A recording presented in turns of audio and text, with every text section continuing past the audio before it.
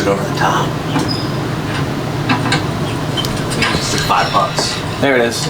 Treats! Aw. Wait, come get the treats, Roberto Jr. Oh, there are treats. Oh, it drops them with 5? Yeah, 5 and 10. There's an invisible sky egg now. There's 2. Sky egg.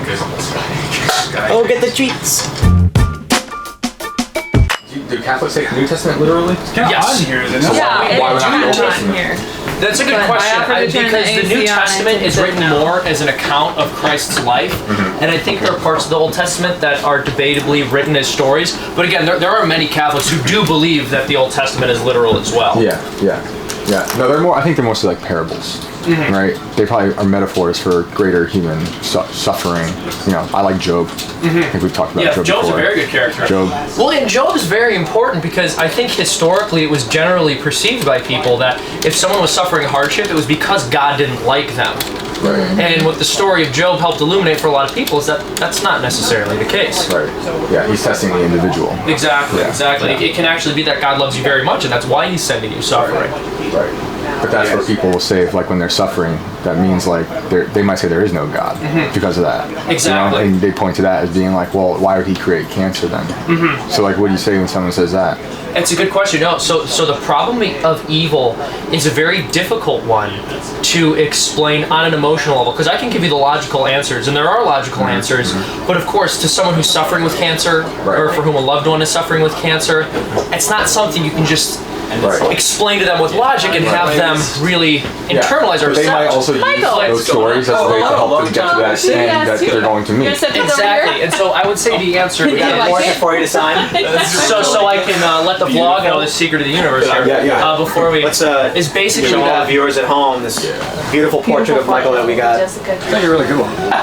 But who's the real one? I know. Who do I shoot? Who's the real Michael? I gotta get a selfie with this. I'll take let me take a picture of you.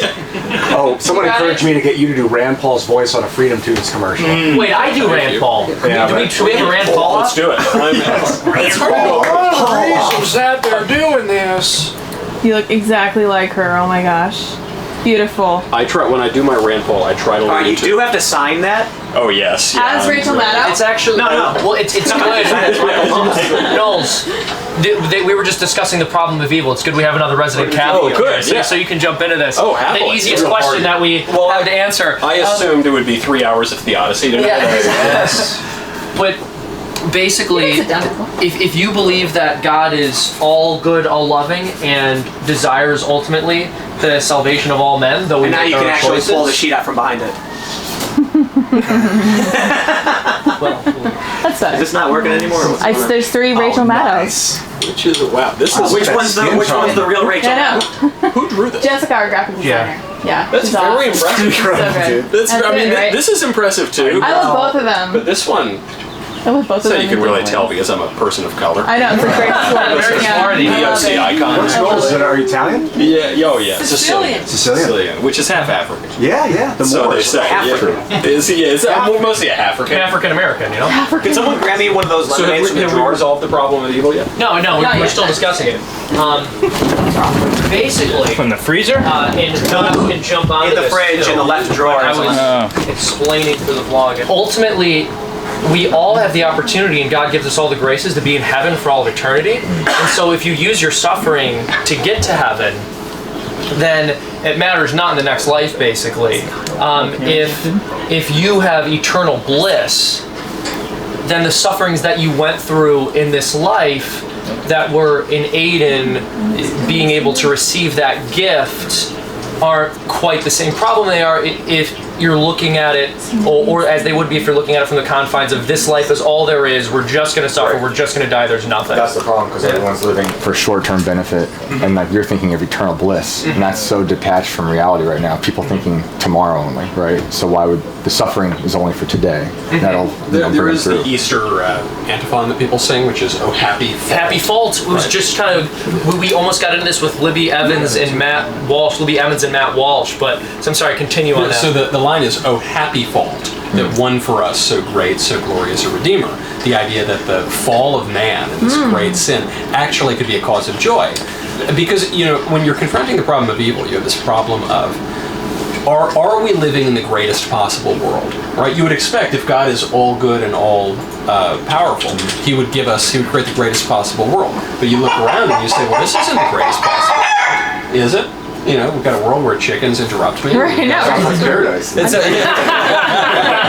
So if that's the case, It's relativism, by Then- the way. We'll get there next. is it possible Shouldn't be. that this world with all its brokenness actually is the greatest possible world? And it seems to me that it is, because the world that it entails brokenness is one of incarnation and atonement, which is heartbreakingly beautiful. That God so loved the world that He would send His only Son to die. And you're talking to a Jew and we only celebrate the guilt all the time. Well, I guess Catholics, you guys probably do too. that now and again too. So, but every holiday is celebrating not being completely destroyed. It seems like, right? So it's a weird thing. You They didn't don't quite get us. always say. It's weird to say happy, every holiday, because it's like happy. Just you're still here. But I like that, because I think as you grow older, you learn that the imperfections and that you survive something is how you grow, how you teach your kids, and all that stuff. It's funny that you should bring up this idea of the happy fault, because Libby mentioned something along those lines, and then her and Matt sort of got into it, and they were disagreeing on some parts, and some of what she said, love her, great girl, but some of what she was saying was not completely accurate to theology, so I get why he jumped in.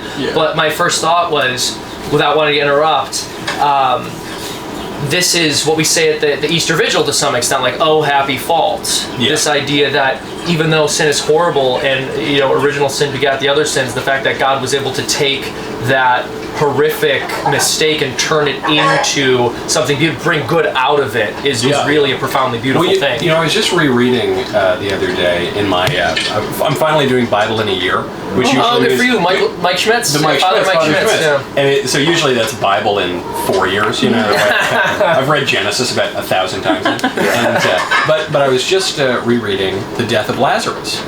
And Christ, in the story of Lazarus, it's kind of weird. He loves this guy Lazarus and his sisters, and he knows that Lazarus is going to die, and he waits to go there, so not to heal him, so that Lazarus dies. And he cries that Lazarus dies. Or Jesus weeps. It's the shortest verse in the Bible.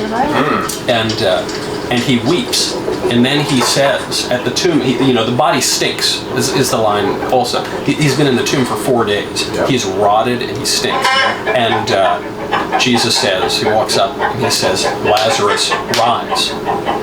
And so that this can be done to give glory to God, to show you what's really happened. And Lazarus walks out of the tomb. And so help me, I was pulling into the parking lot as this was playing on my Father Schmitz podcast. You can't help but well up at the very thought of that. God himself can't help but well up at the very thought of that. That's as powerful an illustration of theodicy as I can. So that's good, because we were just right before you got here, we were talking about how some people see the New Testament, they see it literally, and the Old Testament not literally. How do you? Well, I mean, Like every story is a parable in the Old Testament? the trouble with, I'm not saying this just to be smart, but the problem with this is that even the word literally refers to letters, which are symbols. So it's a little naughty to try to work through that. Don't give me this lawyer stuff. I want to hear an actual literal. Okay. I didn't give an actual answer either, by the way, so it's okay. It sounded really nice. I mean, so obviously, some parts of the Old Testament are more We're metaphorical. talking about parting the Red Sea specifically. Well, we were talking about parting of the Red Sea, but that might not necessarily. I totally You're buy that. referring to the metaphor. I believe in the parting of the Red Sea. Yeah, I totally believe in that. I mean, the one that everyone always goes back to are the first chapters in Genesis. It was there really Adam, it was there really Eve. And the part that I think has to be literal is monogenism. The idea we do have to derive from the same first human parents. Well, and the church has declared that as well. Yeah. Pope Pius XII is pretty hard on that. So that part I think is important.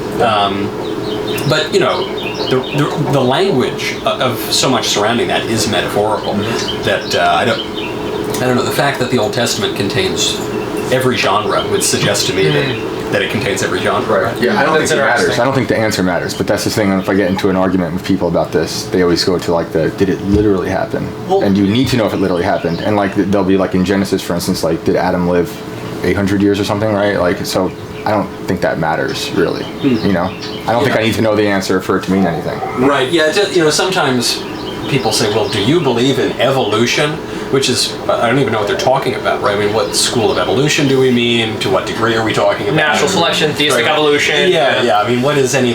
But I think like I don't really care about evolution, and people get really upset when you say that because they want you to say that you don't believe in evolution and therefore you're a dummy and therefore they can write you off. But I just think, well, I don't really care about any of that. But I do care, for instance, that the human race decayed from the moment of the fall, and so that's where the ages matter in the sense that life is getting shorter. That does tell us something about the evolution of civilization, right? The flood, which I think literally happened. I think there's lots of historical evidence for it.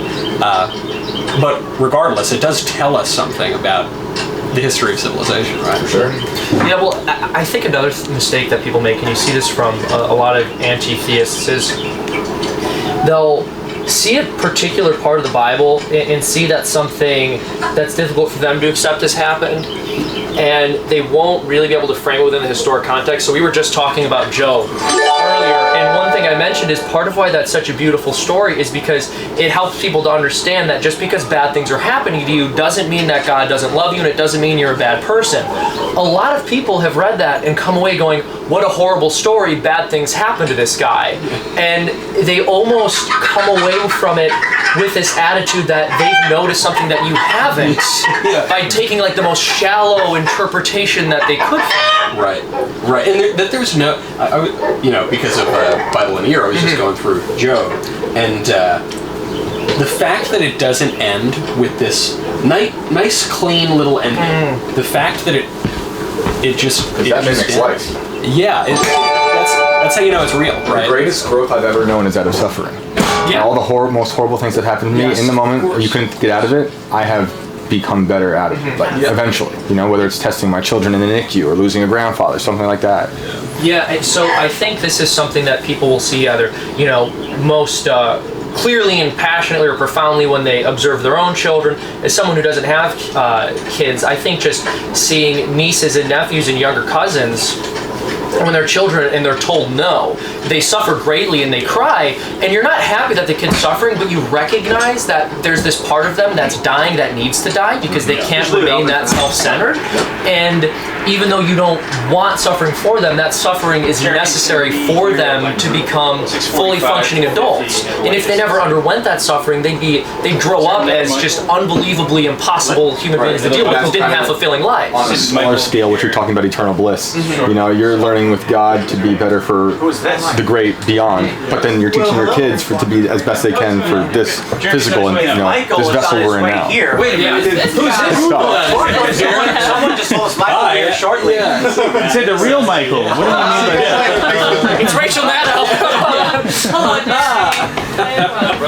Mr. Bohr, good to see you. Long time no see. I'm gonna go Welcome, to sir. Thanks, Daniel. Good to be here. I'm gonna run to the bathroom. Catch you soon. And Make yourself at home. this. got drinks. You have to stop the impression of him now that he's back. Yeah, well, I was going on a break. You're gonna sit. Okay, you're gonna sit right here. We're gonna break the. I love this Right spot. there. Aisle seat here best is my spot. favorite spot. The aisle seat. Good. Nope, I'm good. Michael, how do you? Jeremy looks great. John Locke. You're like, Michael looks good. why didn't he ask you to justify it with Karl Marx? Michael looks great. Jeremy looks good. Ian will look fantastic. Jeremy? I'm good. Seamus No, looks he's good. actually from the same neighborhood originally.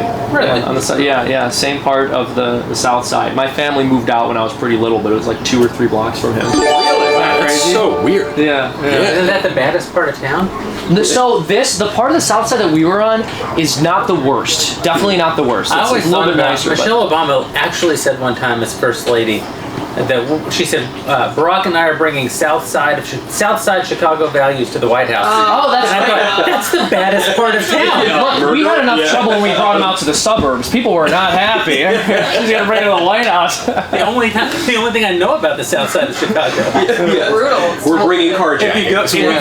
If you go down there, you'd best beware Yeah, no, it's of a true. man named Leroy Brown. So that's the part that we were in had problems, and the thing is, it was a place that was still working class and decently safe, but it was getting dangerous. Like we were getting gang graffiti on our garage, and my dad just said we got to get out before the boys are old enough or they're going to be in gangs. So moved us out. But there are other parts of the city that I, don't want to get into too much detail.